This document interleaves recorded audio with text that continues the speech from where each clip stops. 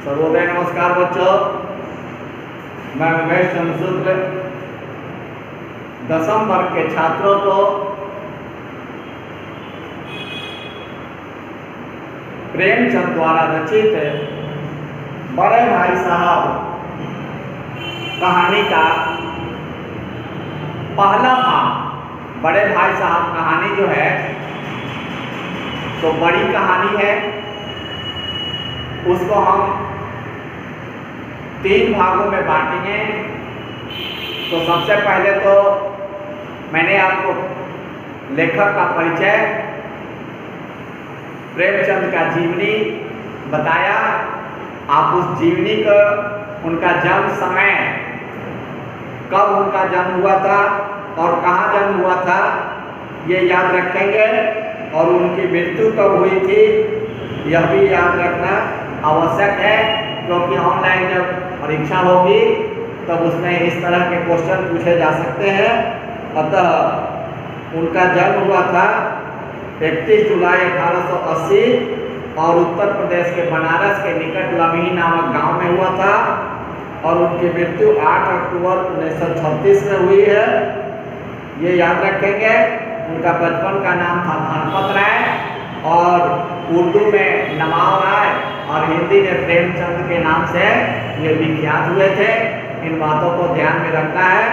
और अब पाठ प्रारंभ करते हैं। मैं इस कहानी को 3 भाग में पढ़ाऊंगा। तो आज पहला भाग पढ़ाने जा रहा हूँ, जिसमें बड़े भाई साहब कहते हैं, लेखक कहते हैं कि बड़े भाई साहब मुझसे 5 साल बड़े हैं, लेकिन केवल 3 दर्जे मतलब 3 क्लास आगे हैं।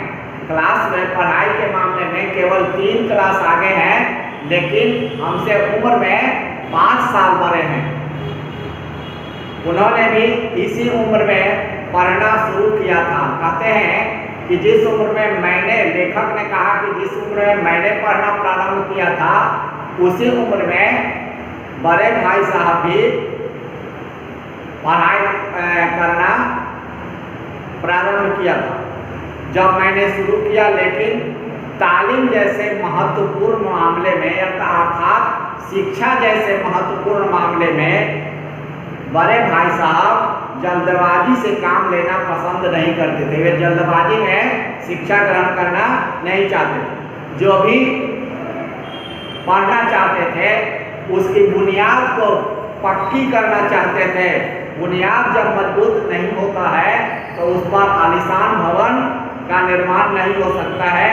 इसलिए वे इस शिक्षा रूपी भवन के बुनियाद को खूब मजबूत बनाना चाहते थे, जिस पर आलीशान महल बन सके। इसलिए वे 1 साल के काम को, 1 साल की पढ़ाई को 2 साल में करते थे और कभी कभी तो 3 साल भी लग जाता था। बुनियाद ही, उनका मानना था, कहना था कि जब बुनियाद ही पुख्ता न हो तो उस पर मकान कैसे पायेदार बन सकेगा। अर्थात जिसका नींव मजबूत नहीं होगा उस पर आलीशान भवन का निर्माण नहीं हो सकता।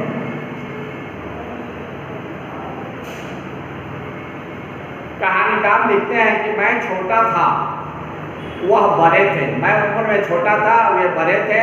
मेरी उम्र 9 साल की थी और 9 साल में 5 साल और मिला दिया, अर्थात 5 साल मुझसे बड़े थे, तो उनकी उम्र 14 साल की थी। वे 14 साल के थे। उन्हें मेरी तंबीह और निगरानी का पूरा और जन्मसिद्ध अधिकार था। उनको मेरी देख रेख करने का और मुझे फजीहत करने का, डांटने डपटने का पूरा अधिकार है। जन्म से ही अधिकार था। और मेरी शालीनता इसी में थी कि उनके हुक्म को, उनकी आज्ञा का चुपचाप पालन करूं, उनके हुक्म को कानून समझूं। वह स्वभाव से बड़े अध्ययनशील थे। बड़े भाई साहब स्वभाव से पढ़ाकू थे, पढ़ाकू प्रवृत्ति के थे। मेरी उम्र हरदम किताबें खोले बैठे रहते थे और शायद दिमाग को आराम देने के लिए कभी कॉपी पर किताब के हाशिए तो कभी किताब के हाशिए पर चिड़ियों, कुत्तों, बिल्लियों की तस्वीरें बनाया करते थे। कभी कभी एक ही नाम या शब्द या वाक्य 10-20 बार लिख डाला। कभी एक शेर को बार बार सुंदर अक्षरों में नकल करते, कभी ऐसे शब्द रचना करते जिसमें न कोई अर्थ होता न कोई सामंजस्य। मसलन एक बार उनकी कॉपी पर मैंने यह इबारत देखी, यह इबारत अर्थात कर्तव्य मैंने ये देखी। स्पेशल अमीना, भाइयों भाइयों, दरअसल भाई भाई, राधे श्याम, श्रीयुत राधे श्याम। 1 घंटे तक इसके बाद एक आदमी का चेहरा बना हुआ था। मैंने बहुत चेष्टा की कि इस पहेली का अर्थ, इस बुझावल का अर्थ निकालूं, समझूं, लेकिन असफल बना और उनसे पूछने का साहस न हुआ। वह 9वीं जमात में थे और मैं 5वीं में। उनकी रचनाओं को समझना भी मेरे लिए छोटा मुंह बड़ी बात थी। कहानी के प्रारंभिक अंश में यह लेखक का कथन है, प्रेमचंद की कहानियां कथा विधा के एक ऐसे रिश्ते की तलाश करती है जो सार्वजनिक और सतत बोध जनमानस में पैदा करता है।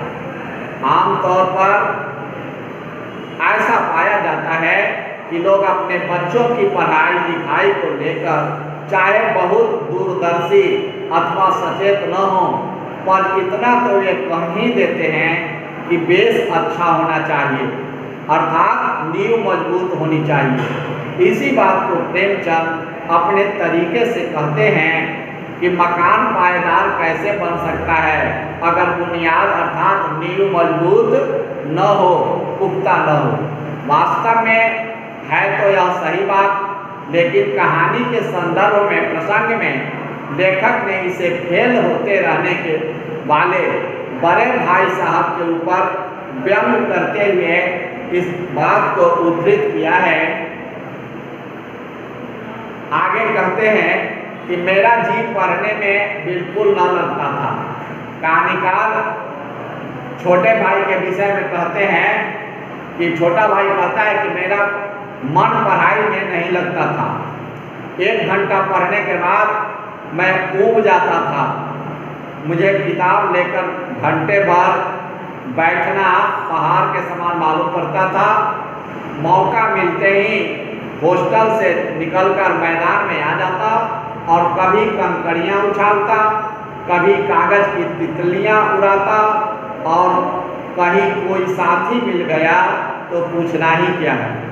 कभी चाहर दीवारी पर चढ़कर नीचे कूद रहे हैं, कभी फाटक पर सवार उसे आगे पीछे चलाते हुए मोटर कार का आनंद उठा रहे हैं।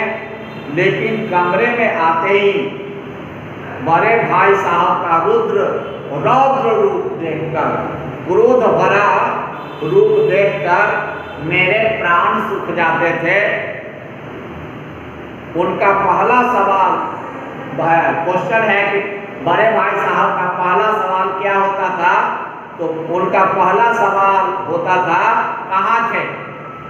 हमेशा यही सवाल करते थे।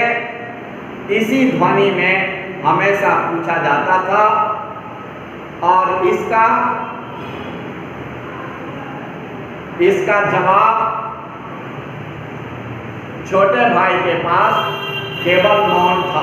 मौन के सिवा कुछ और न था। न जाने, कहते हैं कि न जाने मेरे मुंह से यह बात क्यों नहीं निकलती कि जरा बाहर खेल रहा था।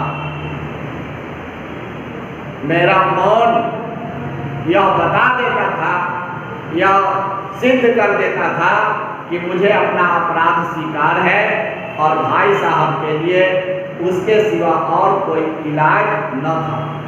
स्नेह और रोष से मिले, प्रेम और क्रोध से, गुस्से से मिले, वे शब्दों में मेरा सत्कार करें। इस तरह अंग्रेज कहते थे कि इस तरह से अंग्रेजी पढ़ोगे तो जिंदगी भर पढ़ते रहोगे और एक हर्फ भी अर्थात एक अक्षर भी तुम्हें अंग्रेजी नहीं आएगी। अंग्रेजी पढ़ना कोई हंसी का मजाक नहीं है, कोई खेल नहीं है कि जो चाहे वह पढ़ ले। नहीं तो ऐसा होता तो गहरे नथु खैरा सभी अंग्रेजी के विद्वान हो जाते और रात दिन, जानते हो, यही नहीं, रात दिन आंखें फोड़नी पड़ती है और खून जलाना पड़ता है, तब कहीं यह विद्या आती है। बड़े भाई साहब के अनुसार अंग्रेजी की पढ़ाई बहुत क्लिष्ट थी, बहुत कठिन काम था अंग्रेजी की पढ़ाई करना।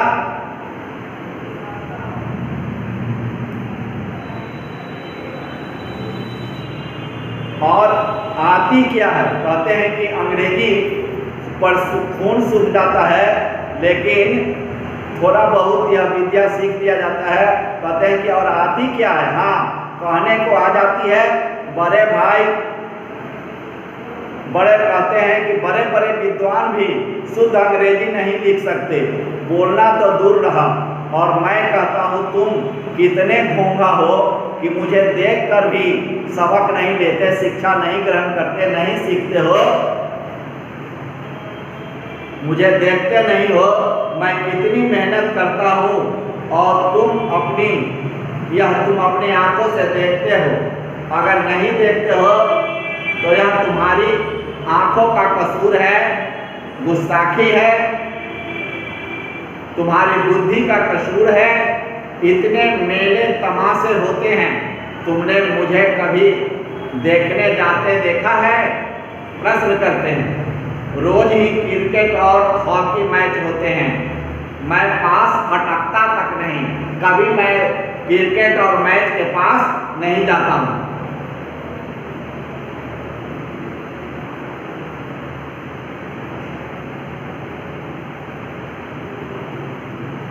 हमेशा पढ़ता रहता हूँ, उस पर भी एक एक दर्जे में अर्थात एक क्लास में, एक वर्ग में 2-2, 3-3 साल पढ़ा रहता हूँ। 2-2, 3-3 साल लग जाते हैं। फिर भी तुम कैसे सोच रहे हो, आशा करते हो कि तुम योग खेल कूद में वक्त गवाकर पास हो जाओ? मुझे तो दो ही 3 साल लगते हैं। तुम उम्र भर इसी दर्जे में पढ़े सरते रहोगे।